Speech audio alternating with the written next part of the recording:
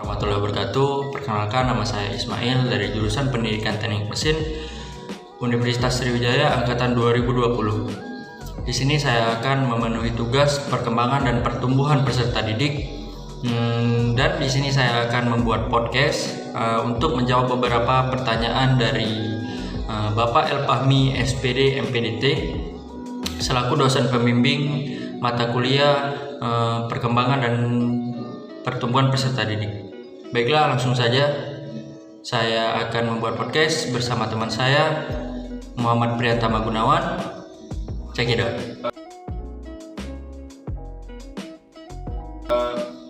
Bagaimana kabarnya saudara Ismail? Alhamdulillah baik. Alhamdulillah. Jadi di sini saya ingin sebagai penanya ingin memiliki beberapa pertanyaan untuk saudara Ismail. Adapun di setiap pertanyaan itu terkait kasus. Jadi kita mulai saja ya, langsung yang pertama. Setiap manusia adalah unik. Manusia diciptakan dengan berbagai persamaan dan perbedaan masing-masing yang membedakan dengan manusia lainnya. Budi adalah seorang siswa yang masuk ke SMK di kota tinggalnya. Siswa tersebut memilih masuk SMK karena saran dan pertimbangan dari keluarga. Alasannya adalah setelah lulus maka akan mudah untuk mendapatkan pekerjaan. Keluarganya termasuk keluarga yang kurang mampu sehingga akan kesulitan ketika ia mau melanjutkan ke jenjang pendidikan yang lebih tinggi. Di sisi lain, sebenarnya dia tidak berbakat di jurusan SMK sekarang ini. Dia berbakat di bidang komunikasi. Untuk masuk sekolah komunikasi memerlukan biaya yang tidak sedikit dan sekolah tersebut ada di luar kota. Sebagai seorang pendidik, solusi apa yang akan Ismail berikan kepada Budi sehingga dia bisa menerima keadaan ini dan memaksimalkan potensi yang ada pada dirinya? Ya, terima kasih atas pertanyaannya. Baiklah, berdasarkan permasalahan yang dihadapi Budi, menurut saya sebagai calon tenaga pendidik harusnya kita mendorong siswa agar bisa mengembangkan bakatnya.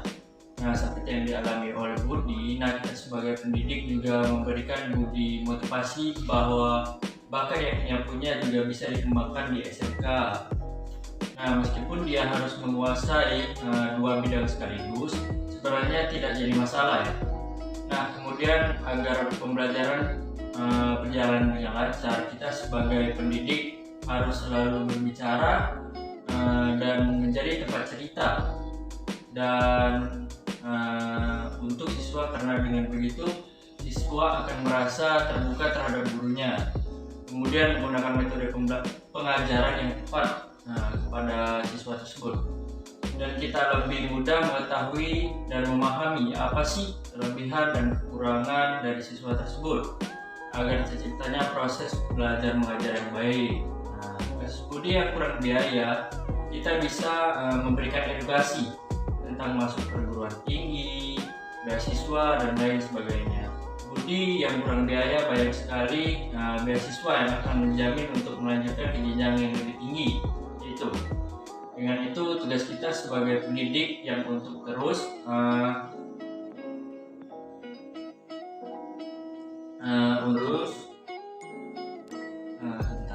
untuk terus memotivasi dan mengajar siswa asalkan sungguh-sungguh, pasti masih ada jalan keluarnya. Itu saja dari saya. Oke, jadi sebagai tenaga pendidik menjadi tempat cerita kepada Budi dan memberikan motivasi dan informasi terkait permasalahan biaya. Oke, mungkin langsung ke pertanyaan yang kedua ya. Seorang siswa, sebut saja namanya Andi, merupakan seorang siswa SMK di sebuah kota besar di Pulau Sumatera. Ia merupakan seorang yang memiliki bakat di dunia teknik. Hanya saja ia orangnya tidak percaya diri. pemalu, overthinking. Dia selalu ragu akan keputusan dan tindakan yang ia buat. Dia takut keputusan yang ia buat akan ditolak oleh orang lain. Sebagai seorang pendidik, solusi apa yang akan Anda berikan kepada Andi sehingga dia bisa menerima keadaan ini dan memaksimalkan potensi yang ada pada dirinya?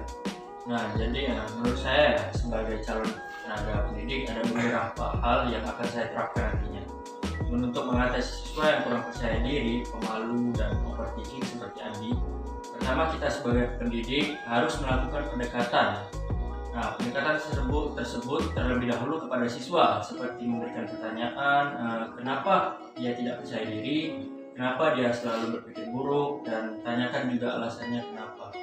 Setelah itu kita bisa tahu dan kita bisa memberikan solusi serta dukungan kepada siswa tersebut. Nah, seperti yang saya ketahui, seorang siswa yang tidak percaya diri dan overthinking itu bisa jadi karena ia tidak pernah didukung atau bahkan ia tidak pernah dihargai oleh orang sekitarnya.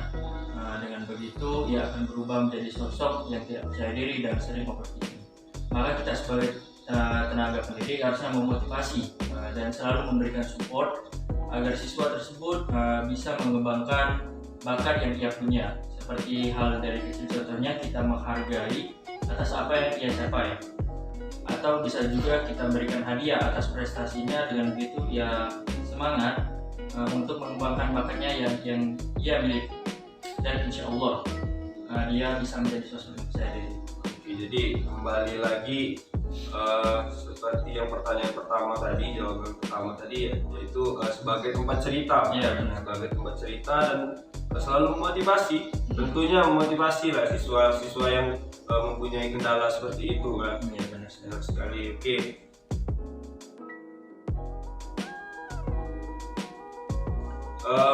Lanjut lagi pertanyaan yang ketiga,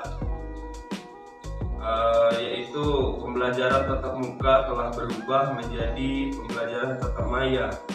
Hal ini disebabkan oleh adanya pandemi COVID-19. Banyak kendala yang dihadapi ketika pembelajaran daring, mulai dari sinyal buruk, kuota terbatas, dan semangat dan kemandirian peserta didik yang lemah dalam pembelajaran sehingga pembelajaran terkesan monoton dan tidak menyenangkan. Jelaskan bagaimana cara Anda sebagai pendidik dapat membuat pembelajaran tatap maya tetap menyenangkan bagi peserta didik. Sebagai calon tenaga pendidik, ada beberapa solusi yang saya akan terapkan di sini. Pertama, kita bisa membuat materi pembelajaran secara online yang efektif dan bisa menarik perhatian siswa. Guru juga bisa memetakan materi yang akan disampaikan dalam bentuk mind mapping. Contohnya agar siswa lebih terarah kemana arah serta tujuan dari pembelajaran tersebut. Nah, menurut saya mind mapping ini bisa kita bagikan sebelum pembelajaran dimulai. Agar pada saat pembelajaran dimulai, siswa ada bayangan mengenai materi yang akan disampaikan. Nah, selain itu guru juga bisa menyiapkan materi pembelajaran berupa PowerPoint dan lengkapi juga dengan video yang menarik mengenai materi tersebut. Nah, selanjutnya guru bisa memberikan kuis sebelum pembelajaran dimulai. Kuis ini dibuat hanya untuk refreshing otak saja, jadi berapapun nilainya itu tidak berpengaruh. Dengan begitu siswa akan mulai tertarik dengan pembelajaran, atau bisa juga kita memberikan sistem bintang. Siswa yang banyak mendapatkan bintang maka akan mendapatkan nilai yang bagus, seperti itu. Dengan begitu siswa akan senang menjawab pertanyaan dari guru. Hal ini agar terciptanya proses belajar mengajar yang baik dan interaksi antara siswa dan guru agar pembelajaran tidak membosankan. Nah, seperti itu. Oke, jadi sebagai calon pendidik memang tentunya banyak sekali ya tantangan pada saat kuliah online seperti sekarang ini. Tapi dengan adanya tantangan tersebut bukan berarti tidak ada solusi yang diberikan. Tadi telah disebutkan beberapa solusi kan mengenai hal tersebut. Oke, lanjut ke pertanyaan keempat. yaitu emosi remaja itu cenderung tidak stabil, sering meluap-luap, perasaannya mudah marah, terbawa emosi dan emosi-emosi negatif lainnya.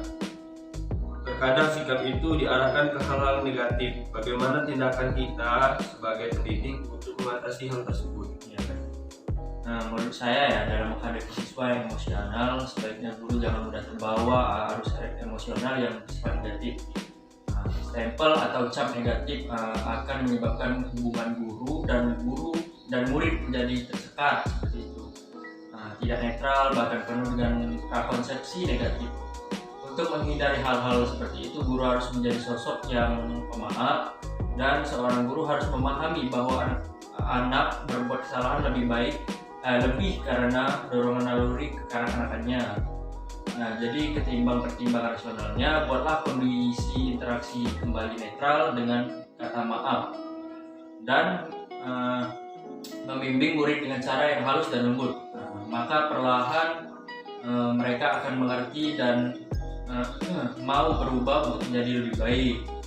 Nah, karena pada dasarnya seorang yang emosional, maka cara yang tepat untuk menghadapinya yaitu dengan perbanyak sabar dan harus memberikan perhatian kepada siswa. Jika ia sudah tenang dan senang, barulah kita sebagai guru menanyakan masalah apa yang membuat siswa tersebut menjadi emosi. Nah, dengan begitu kita bisa memberikan solusi yang baik agar emosi negatif yang ada dalam diri siswa itu bisa hilang dan tidak terjadi hal-hal yang tidak diinginkan seperti itu. Oke, jadi ini sebenarnya sama dengan yang pertama, yaitu menjadi teman bicara kan, oleh seorang siswa kan.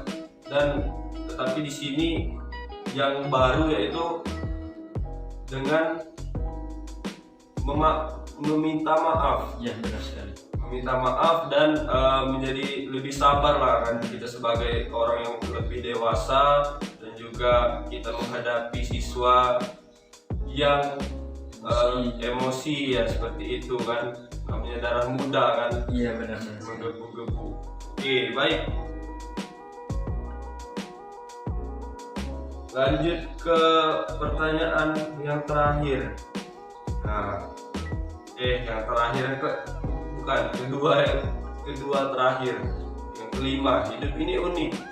Kita yang menjalani, Tuhan yang menentukan, dan orang lain yang berkomentar. Oke, terkadang orang lain mudah sekali menilai sesuatu, padahal baru sekali lihat, baru sekali mendengar, dia dengan mudahnya melakukan judgement atau penilaian terhadap kita. Ini sering sekali sih kasusnya. Ada suatu cerita di mana ada seorang siswa yang sedang menempuh suatu pendidikan di suatu kota. Orang-orang di sekitarnya bilang bahwa sekolah tersebut akan memberatkan orang tua. Sekolahnya tidak akan selesai karena kekurangan biaya serta omongan lainnya yang sebenarnya tidak enak untuk didengar. Jika kalian berada pada posisi tersebut, apa yang akan kalian lakukan? Jika posisi kalian sebagai pendidik, nasihat dan motivasi apa yang akan kalian berikan kepada siswa tersebut? Nah, menurut pandangan saya pribadi ya, terkadang memang benar kata orang-orang yang hanya bisa menilai kita dari satu sisi saja ya. Kadangkala mereka berbicara tanpa memikirkan perasaan orang lain. Jujur, jika saya berada di posisi tersebut, saya pasti bakal sakit hati mendengar komentar buruk dari mereka. Tapi tenang, itu hanya sebentar ya. Nah, setelah itu saya berpikir, ini hidup saya loh, ini pilihan saya, dan orang tua saya juga mendukung dan selalu mensupport saya. Atas apa yang membuat saya sedih? Seperti itu. Harusnya saya lebih semangat mencapai tujuan saya. Menurut saya komentar buruk dari orang-orang itu bisa dijadikan motivasi untuk lebih baik ke depannya. Nah, dalam artian jangan sampai ada orang yang katakan itu benar-benar terjadi. Nah, maka saya harus memberikan yang terbaik untuk diri saya sendiri dan untuk orang-orang yang peduli pada saya. Saya tidak akan mengecewakan orang tua saya karena mereka sudah bekerja keras agar saya bisa bersekolah dan mencapai cita-cita yang saya impikan. Dengan begitu kita bisa merubah pola pikir orang yang berkomentar negatif menjadi positif. Nah, agar mereka tidak selalu menilai orang dari satu sisi saja, seperti kata-kata yang pernah saya dengar, tetaplah berbuat baik dimanapun tempatnya, karena dengan begitu kebaikan juga akan menghampiri kita. Nah, dan jika tadi pertanyaan, jika peran saya di sini menjadi seorang pendidik, maka saya akan memotivasi siswa tersebut untuk lebih giat lagi belajar. Nah, jangan sampai siswa patah semangat, tapi tumbuhkanlah semangat yang ada dalam diri siswa tersebut. Karena tak semua yang orang katakan itu benar. Ambil sisi baiknya dan buang sisi buruknya. Dengan begitu kita bisa menjalani hidup dan belajar dengan baik agar apa yang kita cita-citakan dapat tercapai. Oke, benar sekali. Saya setuju dengan jawaban dari Ismail, yaitu semakin banyak cacian, semakin banyak komentar dari semua orang, itu bisa malah meningkatkan motivasi kita untuk lebih baik lagi, bukan malah menjadi patah semangat. Memang setiap orang itu mempunyai dua pilihan pada saat itu, dia menjadi lebih baik lagi atau dia malah menjadi lebih buruk. Mungkin seperti itu.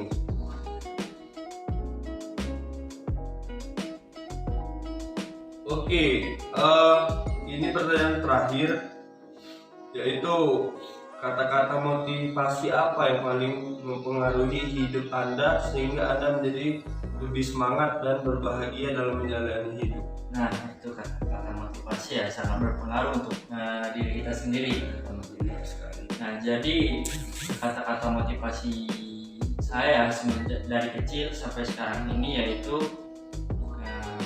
tetaplah ya, di saat kita lahir biarkan orang-orang tertawa dan kita sendiri yang menangis.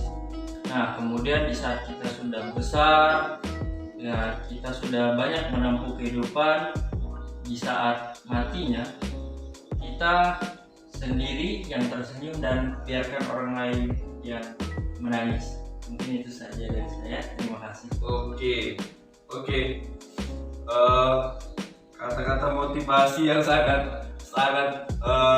di luar pemikiran orang-orang lain, out of the box, dimana pada saat orang menangis kita tersenyum, dan pada saat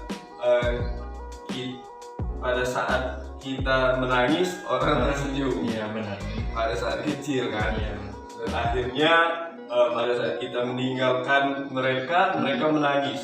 Oke, sangat memotivasi. Semoga di luar sana apa saja pertanyaan dan jawaban tadi yang telah diberikan dapat memotivasi orang banyak lah. Ya, amin. Dan juga bisa memberikan hikmah di lingkungan sekitar kita. Amin. Mungkin itu saja wawancara pada hari ini.